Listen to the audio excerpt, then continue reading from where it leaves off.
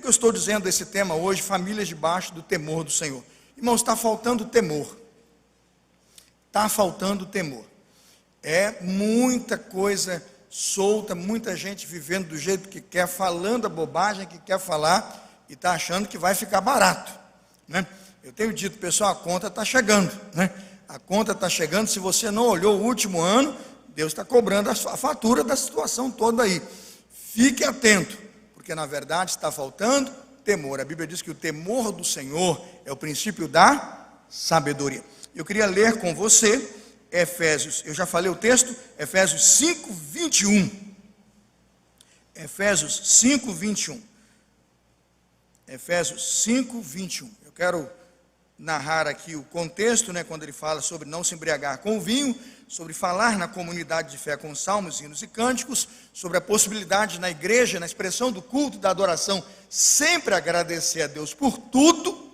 Aí ele diz assim: sujeitando-vos uns aos outros no temor de Cristo. Vamos repetir conforme está lá na tela, todos juntos: sujeitando-vos uns aos outros no temor de Cristo. A minha versão diz no temor de Deus, a sua versão diz no temor de Cristo. As duas estão corretas, porque foram traduzidas no contexto de que Cristo é o cabeça da igreja, e nós temos um só Deus, um só Deus, um só Senhor, o Pai de todos nós. Famílias debaixo do temor do Senhor. Vamos orar. Bondoso Deus, abençoe, Pai, a reflexão que temos aqui hoje, o caminho que vamos andar, para que a palavra possa marcar os corações e abençoar as famílias da igreja. É com esse sentimento de alegria em meu coração que transmito, ó Deus, esta palavra, pedindo que eu, que sou apenas o vaso, o instrumento, seja tão usado, ó Deus, de forma sobremaneira e sobeja pelo seu Santo Espírito, que nada que há em mim transpareça nesse lugar e que a sua palavra possa fluir aos corações aqui nessa noite. Oramos em nome de Jesus. Amém. Podem sentar-se. Quando o apóstolo Paulo escreve sua carta à igreja de Éfeso, ele tem por objetivo, obviamente, doutrinar uma igreja que vive em condições de risco muito grande, risco espiritual. Você tem em Éfeso cultos pagãos, você tem em Éfeso cultos para Baco, deus do vinho, você tem orgias, você tem convites para idolatria, você tem um modismo que é para a ideia de você cultuar e adorar também o imperador, e tantos outros modismos que estão ali circulando no meio daquelas pessoas, que por um motivo ou por outro, por um descuido, aquelas pessoas poderiam desviar da fé e até apostatar.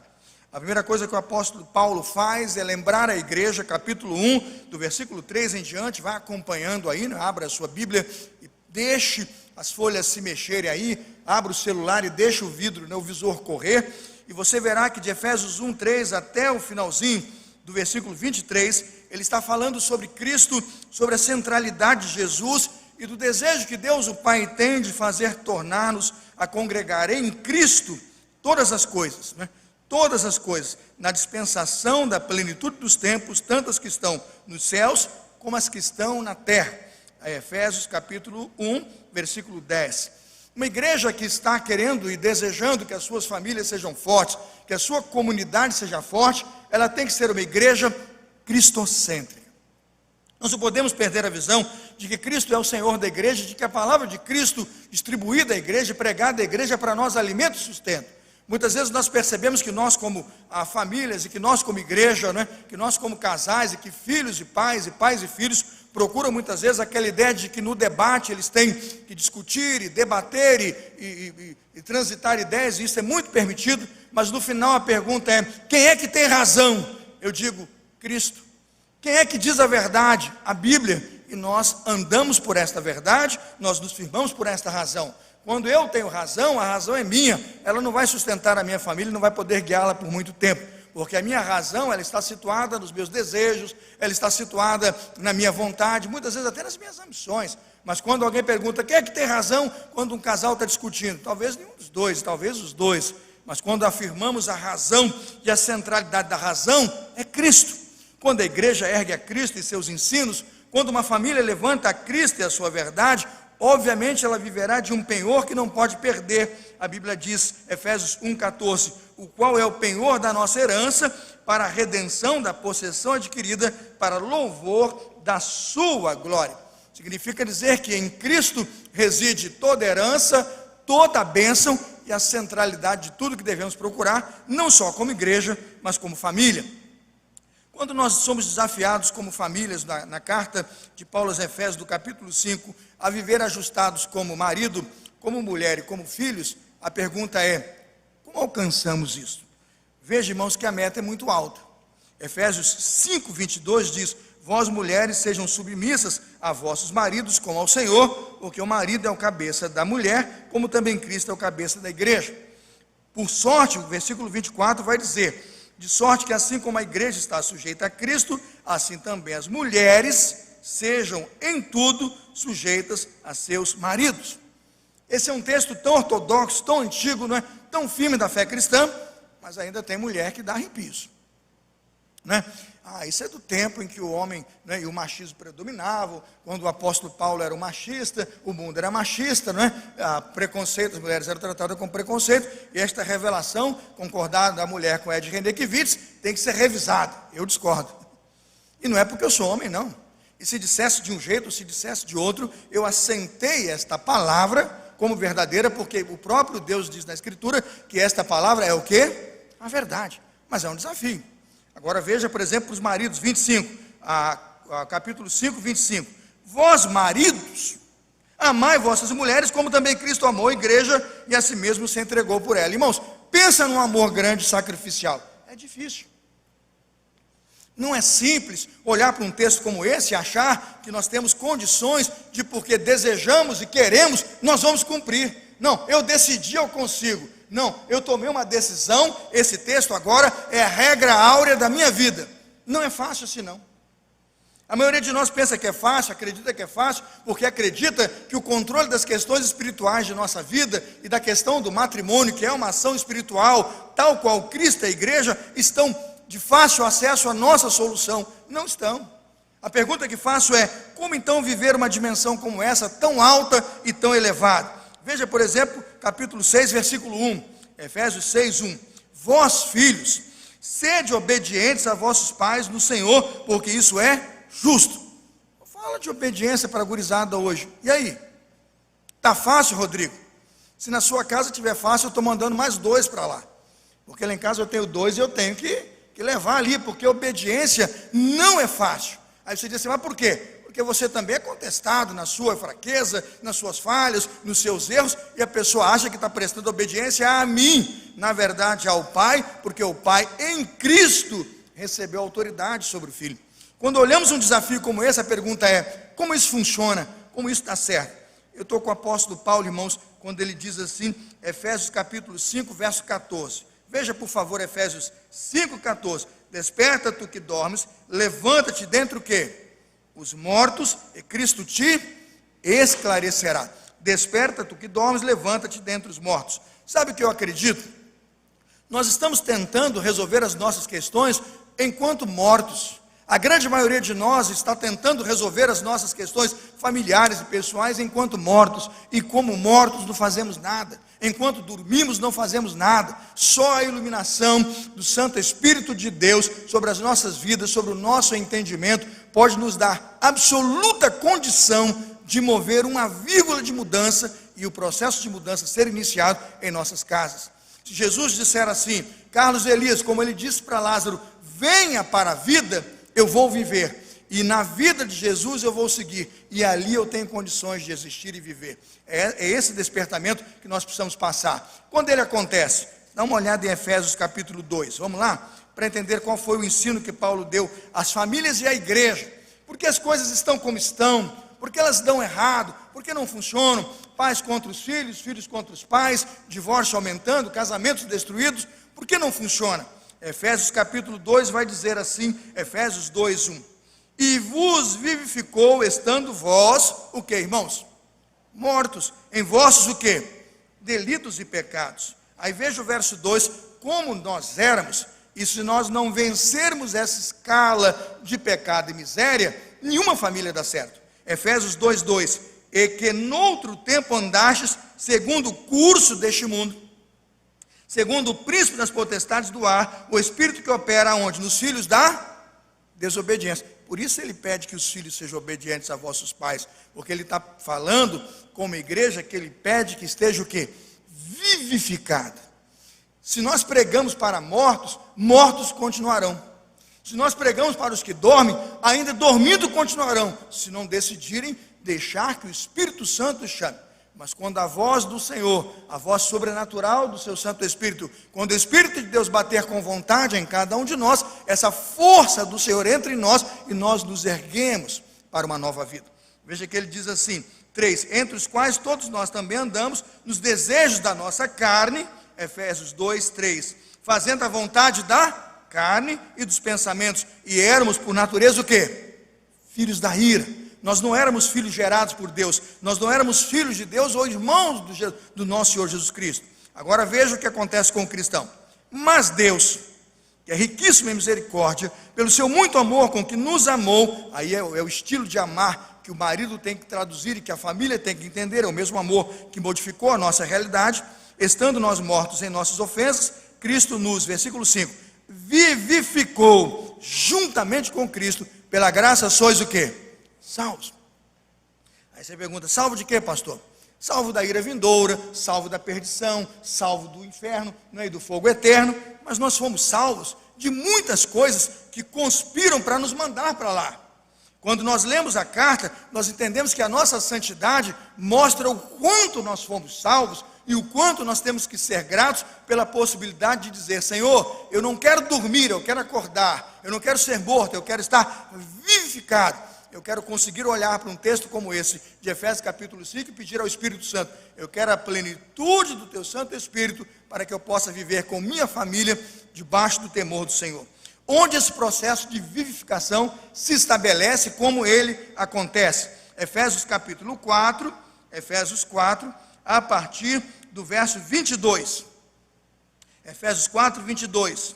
Que quanto ao trato passado, vos despojeis do velho homem, que se corrompe pelas concupiscências do engano. Verso 23, Efésios 4. E vos renoveis no espírito que, irmãos? Da vossa mente. Então veja, esse era o que nós éramos. Esses são os mortos, esses são os que dormem. Agora veja que o homem, o que o marido, o sacerdote, a mulher e a família se tornou quando ouviu o despertar de Deus. Veja Efésios 4, 14. Para que não mais sejamos o quê? Meninos inconstantes, levados em roda por todo o vento de doutrina, pelo engano dos homens que com astúcia se enganam fraudulosamente. Antes, seguindo a verdade em amor, cresçamos em tudo naquele que é o cabeça, Cristo, né? E veja lá no verso 24 agora, Efésios 4, 24. Se tínhamos um velho homem, no trato e no espírito, o homem velho, o verso 24 de Efésios 4 diz, hoje fomos chamados a nos revestir, Efésios 4, 24, a nos revestir do novo homem, que segundo Deus é criado em verdadeiro o quê? Justiça e santidade. Imagina a mulher encontrar um marido desse, casa na hora. A menina está encalhada, encontrou um sujeito lá, né? Pode ser baixinho, pode ser lourinho, pode ser moreno, né? Torradinho, né? Índiozinho, não tem problema, cabelo Chanel. Ela olhou e disse assim, se for um homem justo e santo diante de Deus, irmãos, eu vou me apaixonar por ele. Não é assim que a gente pensa aqui, que procura um casamento, uma pessoa que Deus honra para nós? É isso aqui. Quando olho para um texto como esse, entendo, irmãos, que se queremos famílias transformadas, temos que entender que a voz do despertamento de Deus faz com que nós, cristãos, a partir do avivamento de Deus, do vento de Deus, do Espírito Santo de Deus, não sejamos mais um velho homem, mas uma nova criatura. E o que muda? Versículo 25, capítulo 4. Deixamos a mentira, falamos a verdade. Efésios 5, 26. Iramos, mas não pecamos. Não se põe mais o sol sobre a nossa ira. Veja lá o versículo 27, Efésios 4. Não deis lugar ao quê? Ao diabo. Efésios 4, versículo 27. Efésios 4, 27. Não deis lugar ao diabo. Nós mudamos o nosso comportamento em relação às nossas práticas, né? O que furtava não furta mais, começa a trabalhar. Aquele que falava a palavra torpe não vai falar mais. A língua muda, o vocabulário muda, né? O marido muda, a mulher muda, diz lá, não saia da vossa boca, 29, nenhuma palavra torpe. Não devemos nós entristecer o Espírito Santo. E para o fio 32 ele diz, a Efésios 4, 32, sejam uns para com os outros benignos, misericordiosos, perdoando-vos uns aos outros. Que família vai viver sem perdão? Então alguém pergunta: pastor, como praticar essas virtudes do matrimônio? Mulheres submissas, maridos que amam e honram como Cristo amou, filhos que são obedientes, pais que não provocam a ira aos filhos.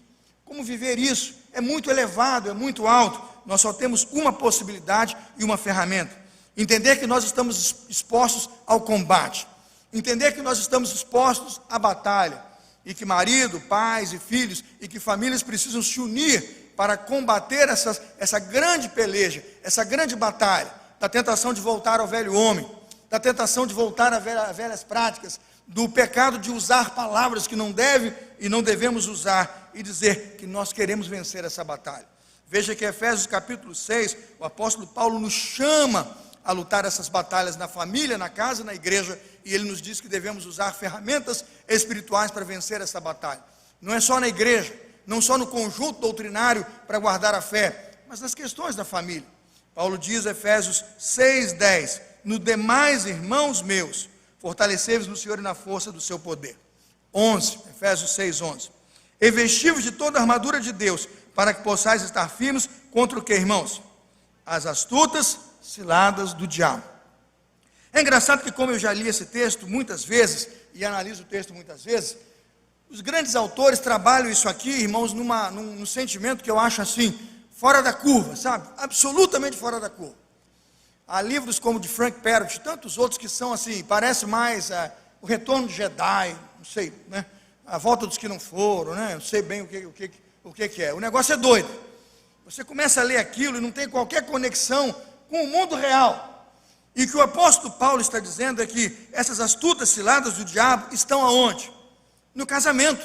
Essas astutas ciladas do diabo estão na relação marido e mulher. Essas astutas ciladas do diabo estão nos filhos que desobedecem os pais. Porque só tem isso no contexto, é isso que está aqui. Não adianta ficar procurando chifre na cabeça do cavalo. O cavalo não tem chifre. Quando você vai fazer uma análise bíblica do texto, é o que o texto diz, o que ele significa, ponto. Não dá para recriar o texto e nem reinventar as doutrinas do Espírito. Então, a grande batalha que enfrentamos, por exemplo, empregado que desobedece patrão, está aqui, isso está no texto. E quando nós olhamos tudo isso, o que Paulo está dizendo?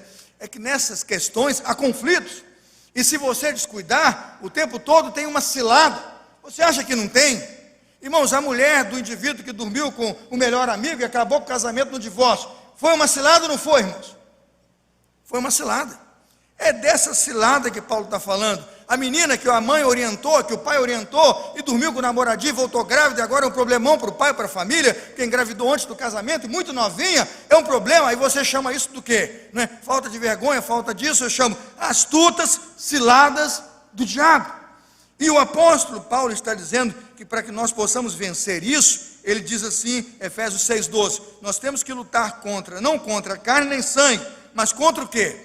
Principados, potestades e príncipes das trevas, contra hostes espirituais da maldade nos lugares celestiais. Aí veja, tomai a armadura. Tomai a armadura de Deus para que possais resistir no dia mau, e havendo tudo ficar o quê? Firmes. Aí ele diz como lutar. Cinjam, a cintura, coloque o cinto na cintura, a verdade, vista no seu tórax, no seu peitoral, a couraça da justiça. E a verdade é a verdade mesmo. A justiça seja justo. Não pode punir a mais, não pode punir de menos, não pode falar de mais, não pode falar de menos. Seja justo. Só fala do defeito, não fala da virtude. É justo. Só aponta o erro, não aponta o acerto. É justo. Quando olhamos as armaduras, elas são muito práticas. Elas não são um papel para você costurar e botar na cabeça, um pano para cortar e vestir. Elas são elementos que vão mudar a sua conduta, a sua ética, a sua postura. Ela é vista em tudo que você fala, diz, pensa e pratica. Quando você levantar a mão para dar um tapão lá na sua mulher, e a sua mão vai para o bolso e diz, não, eu não sou homem dessas coisas. Aí você diz, couraça da justiça, longanimidade, bondade, mansidão, domínio próprio. Quando eu olho para um texto como esse, engrandeço ao Senhor e digo, eu preciso calçar os meus pés com o Evangelho. O que é o Evangelho? Perdoar 70 vezes 7, amar até o inimigo, bendizer aquele que te amaldiçoa, quando nós abraçarmos o Evangelho na nossa cultura de batalha, de guerra, o vitorioso é o Evangelho, porque o Evangelho Deus comparece para abençoar. O Evangelho Deus honra, porque é dele, é a palavra dele, é o que ele prometeu. Tome sobretudo o escudo da fé. É a mulher que não desiste de orar, o marido que não desiste de orar, né? Aquele desemprego que não sai, mas você tem fé, você ora, aquela casta que parece que não sai, mas você vive uma vida piedosa e clama, e com fé as coisas mudam, porque sem fé é impossível o quê? Agradar a Deus. Quando olho um texto como esse, agradeço a Deus, que olho para palavras como essa e digo: Senhor, o que devemos fazer para vencer e sermos famílias abençoadas e vivemos debaixo do temor do Senhor? Efésios 6,17. Toma o capacete da salvação, erga a espada do Espírito. Qual é a espada do Espírito? É aquela lâmina, né, que acende lá daquele, como é que chama o garoto lá? Skywalker? Sei lá, aquele sabre de luz. Não. Você está gastando aquele dinheirão para dar um sabre de luz para o seu filho. Ele vai botar na sua cabeça. Né? Quando você olha para um texto como esse, entende que a espada é o quê? É a palavra de Deus. Crente afiado, afinado na palavra. Quando o marido perguntar: quem é que tem razão? Jesus. Quem é que disse a verdade? A Bíblia. E quando nós erguemos Jesus e a verdade, nós temos a espada que nos fará vencer. Aí você diz: mas como é que eu acesso tudo isso, pastor? Como é que isso tudo está à disposição do crente? Efésios 6,18. Orando em todo tempo, com toda oração e súplica. Aonde, irmãos? No Espírito. E vigiando nisto com toda perseverança e súplica por todos os santos. Meu irmão, se você desenvolver um ministério de oração e de confiança na oração e lançar toda a sua fé nesta oração a um Deus que te pode ouvir e te pode responder, sua família viverá debaixo do temor de Deus. E você começará a compreender que os desafios aqui são muitos, que os desafios aqui são altíssimos, são dificílimos, para os mortos e para aqueles que dormem, inalcançáveis. Mas quando Cristo olhar para o Lázaro, que um dia eu fui, lá naquela sepultura, Rodrigo morto, e diz assim: Rodrigo, venha para fora. Aquele que era morto 4 dias, ressuscitou. A Bíblia diz: desperta, tu que dormes, levanta-te dentre os mortos. Efésios 2:1. Cristo tem poder de vivificar. Se a mulher está morta, Cristo vivifica. Se o marido está morto, Cristo vivifica. Se o filho está morto, Cristo vivifica. Desperta, tu que dormes, Cristo te iluminará. É debaixo do temor do Senhor, recheado do Espírito Santo de Deus, que conseguimos mudar a história das nossas vidas. Hoje eu gravei lá vários sermões de manhã, lá na Melodia. Fui gravando, uma mensagem atrás da outra. Ligava e desligava o computador, mensagem de 25 minutos. Aí gravava, tomava um copo d'água, entrava na outra, gravava, tomava, entrava na outra, fui gravando. Aí estou vendo lá um rapaz do lado, que o operador ligou ali, deixou tudo, o cronômetro ligado, o áudio eu ia gravando, 25, zerava, eu entrava com outra mensagem. Daqui a pouco estava o rapaz chorando, mas eu estava gravando. O que eu ia fazer? Estava gravando, e eu vi o rapaz chorando. Aí eu falei: será que eu paro, desligo isso aqui, vou atender? Aí o rapaz saiu. Eu não vi mais o rapaz, mas continuei pregando. Preguei, orei, eu pregava, orava, tudo é gravado, depois eles botam no ar. Aí quando acabou, estou na estrada lá, voltando, aí ligo o rapaz, pegou meu telefone com a funcionária. Pastor, o senhor me viu chorar, eu estava aí, falei: é você? Eu queria parar ali, rapaz, você sumiu. Pastor, que mensagem. A gente está ali dentro do negócio da rádio, o negócio ali é trabalho, né? É trabalho. Estou ali editando música, fazendo programa, mas de repente parei o que eu estava fazendo e comecei a ouvir o senhor Garaquei. Eu estava atrás dele. E quando o senhor começou a falar, aquilo começou a mudar meu coração. Aí ele perguntou: o que o senhor tem? É doce? Ele foi falando algumas coisas do tipo, né? Porque o senhor fala e vai falando. Eu digo: não, filho, porque são as palavras de vida eterna. Elas não são minhas, né? São as palavras do próprio Deus. Deus pode usar, irmãos, uma mula, um jumento, qualquer coisa para falar. Deus pode falar no outdoor, numa foto, numa andorinha, né? Num bilhetinho de papel. Se a palavra é dele, ele tem força para soprar. Aí eu disse para o rapaz: o que soprou nos seus ouvidos não foi a minha voz, nem eu, porque eu sou um pecador e eu estou vivendo uma semana daquelas. Mas eu disse: o que soprou na sua voz é a voz que eu também tenho que ouvir todos os dias. É a voz do Espírito Santo dizendo: essa é a palavra de Deus, ela é poderosa, dê ouvidos a ela. Eu orei no carro ali, de olho aberto, dirigindo com ele, e tenho certeza que ele vai ser muito abençoado naquilo que ouviu e dos sermões que ali entendeu, porque ele ouviu sermões gravados, que estavam sendo gravados, mas que diziam para ele que era a palavra de Deus. Por que eu estou dizendo isso? A Bíblia diz, Efésios 5,18: não vos embriagueis com vinho onde há dissolução, mas enchei-vos do Espírito. Se o Espírito Santo de Deus soprar no coração mais duro, na casa mais escura, no coração mais pedregoso, no lar mais assombroso, né, e lúgubre, se o Espírito Santo de Deus entrar, ali há vida eterna, ali há temor do Senhor.